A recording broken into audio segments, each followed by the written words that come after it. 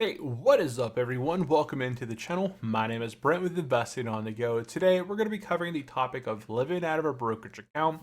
This is going to be week 2 of 2026. We're going to go ahead and cover three things today. Number one, we're going to go ahead and cover our stock portfolio update. We did some intra-week buys and sells.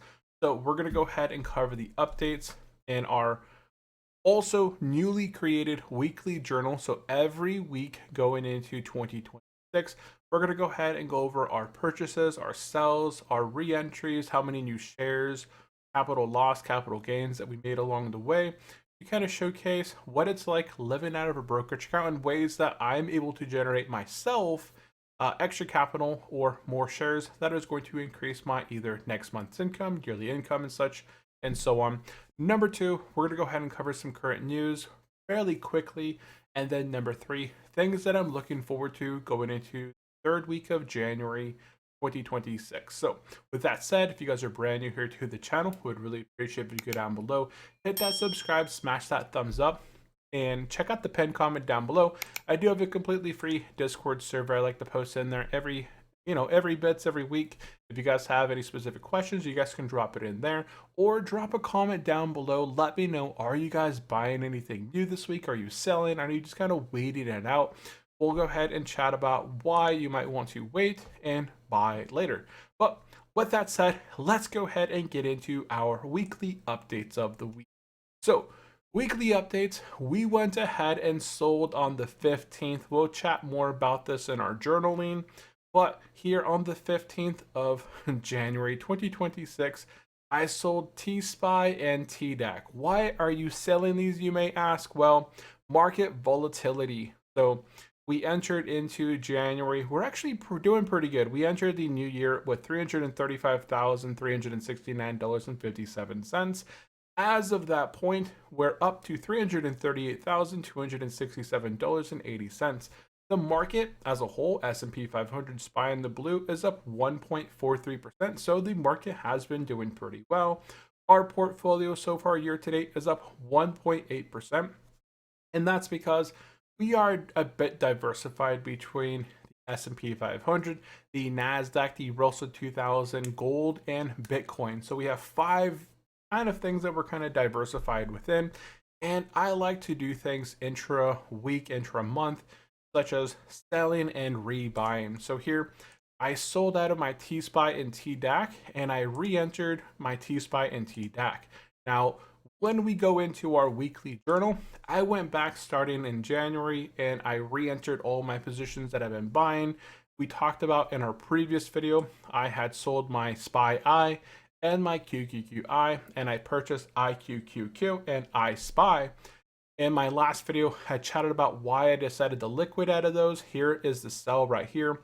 During the sale process, I was able to get a profit on IQQQ of $857.81. And on iSpy, I made a profit there of $805.32. So between those two, I profited $1,663.13. Now, in our last video, we also chatted about I moved the equity from iSpy into T-SPY and from IQQQ into TDAC. I talked about why I wanted to move into these, the performance of them over the last year, their dividend distributions, the way that they're taxed in a prior video. So earlier, we had made our re-entry on the 13th of January.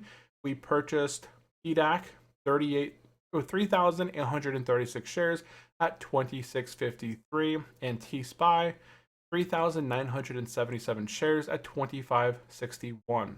So those were my initial buys. Now, market was volatile this week, and we took advantage of volatility. This is something that I like to do myself. I don't recommend doing this for anyone, right?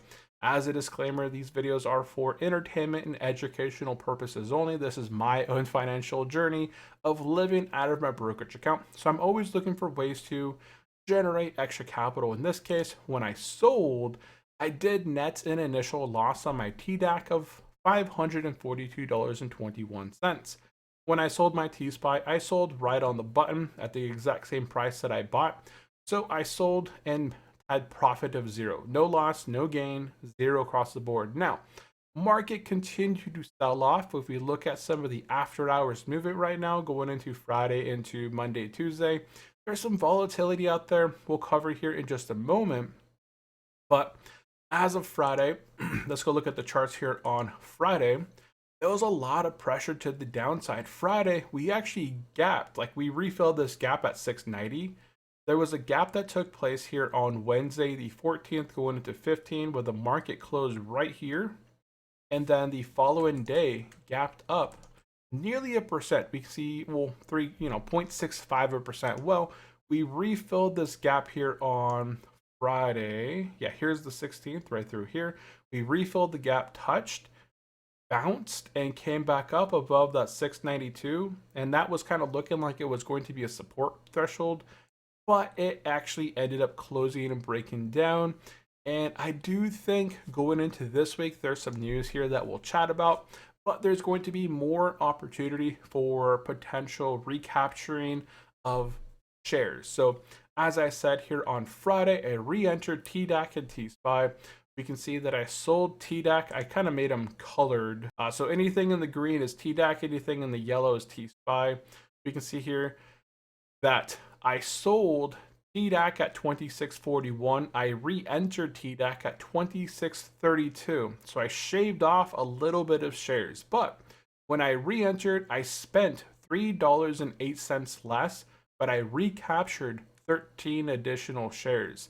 Same thing with T-SPY. When I sold T-SPY, I sold at 25.61, and I re-entered from 25.61. I re-entered T-SPY at 25.55. That's not much of a difference, but when you're talking thousands of shares, that accumulated 9 additional shares within T-SPY with using less equity. There's 850, and I re-entered with 842. I sold TDAC at 308, and I re-entered with 305. So here I shaved $3.08 of cash saved. I was able to repurchase 13 additional shares. With T-SPY, I saved, with the amount of equity moving, it was a shave of $8.67 saved, but I was able to repurchase 9 additional shares. So that initial sell and that loss is it's a washed out event. In the future, I'll realize that later. But as far as realized profits and loss, we're at $1,120.92.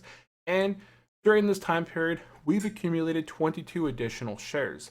Now, if we head over to our portfolio, this kind of breaks it down a bit more on a month-to-month journal kind of update. Our past income on the T-SPY was 1,202. The new income is 1,204.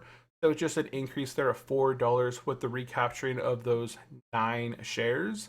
On TDAC, because I was able to recapture 13 shares, I went from 435 to 439. So that's $5 right there. So between 5 and 2, that's a little, $6, and then that change makes it essentially $7. So here is our new monthly. It's some weird math. So our old yearly was 51,628.52. Our new yearly is $51,719.53. So if you do the math there, there's a difference there of around $90, $91 for the year that I just increased my income just by selling. I did take that initial loss, but I re-entered a smidge lower, recaptured back more shares. When the market does begin to move forward, I'll have more shares to move forward with. If the market does go down lower, that's fine. I'll just kind of ride it on down through, which going into this week, I do think we're going to see some market volatility, but I'm all for it as there's opportunity out there.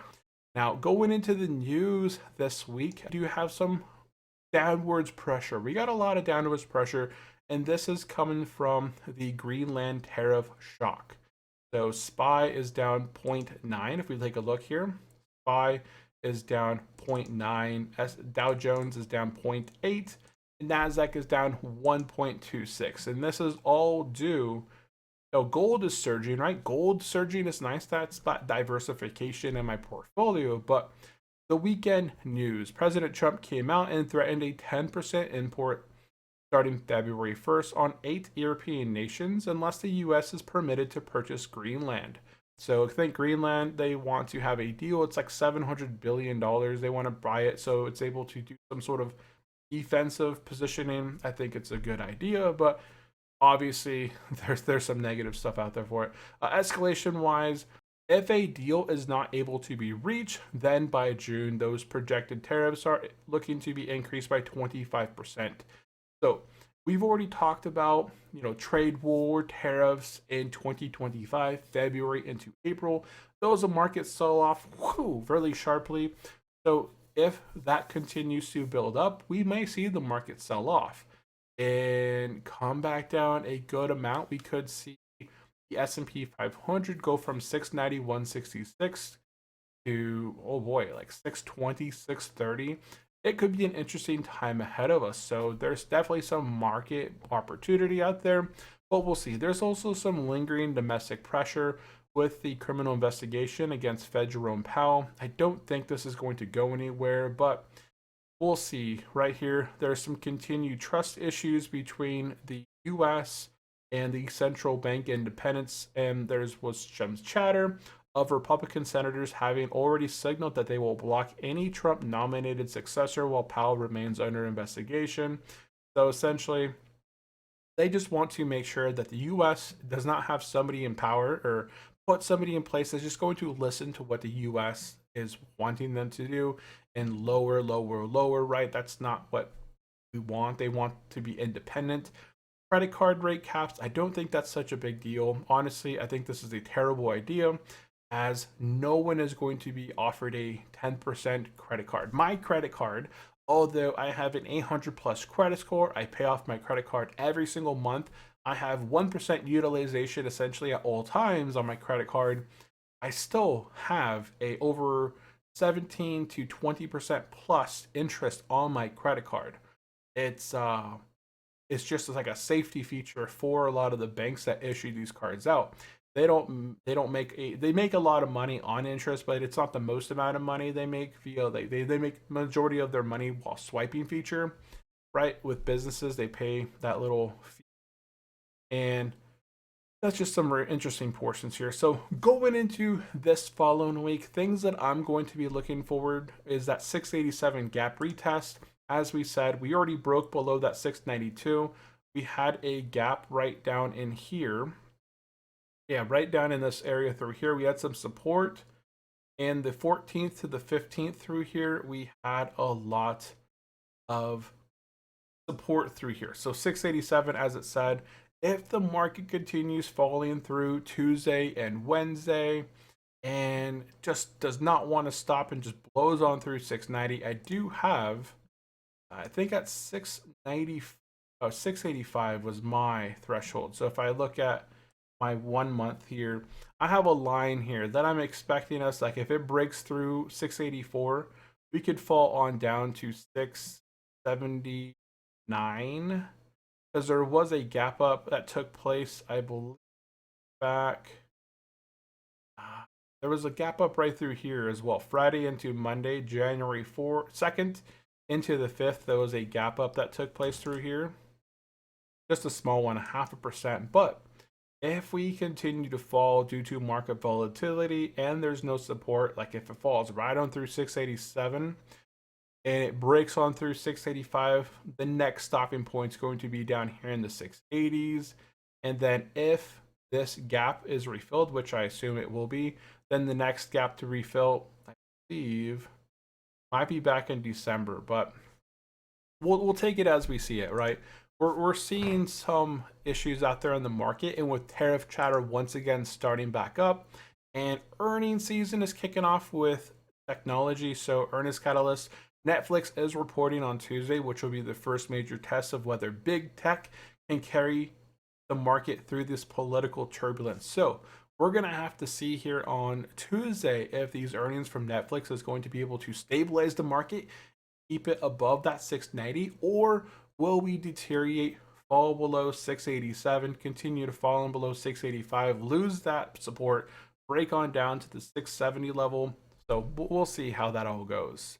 But that's kind of what I'm looking forward to. I like volatility. I will use volatility to my advantage to buy, to sell, recapture, get additional shares.